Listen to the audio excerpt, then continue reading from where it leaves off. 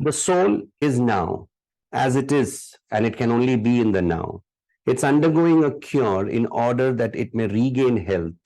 Its health is God Himself.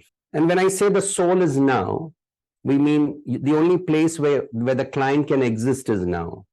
And eventually, what do you think is the client searching? The client is searching some ultimate truth, some ultimate meaning to life. It's finding a place to belong. It's finding a place to relate.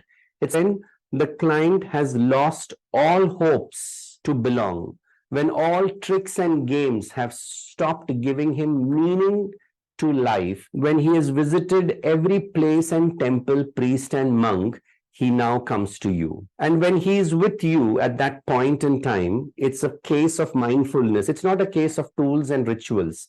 It's a case of soul's earning, is what Dick says. It's a situation where one searches.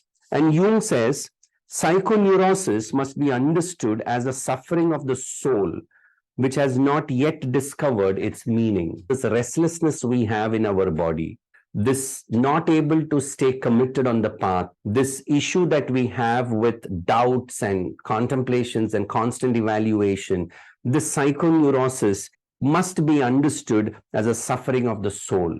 And what is soul? Soul is that part of your being which manages and contributes to the quality of your state. So where is doubt? The feeling of doubt, not the thought of doubt. Where is shame? The feeling of shame, not the thought of shame. Where is abandonment? The feeling, not the thought. Where is guilt? Where is terror? Where is fear? Where are these things? It's in, where is this feeling saved? It's saved in a quarter of your existence. And every time when a replica of this shows up, there is this restlessness. And this restlessness must be understood as a search for meaning of the soul.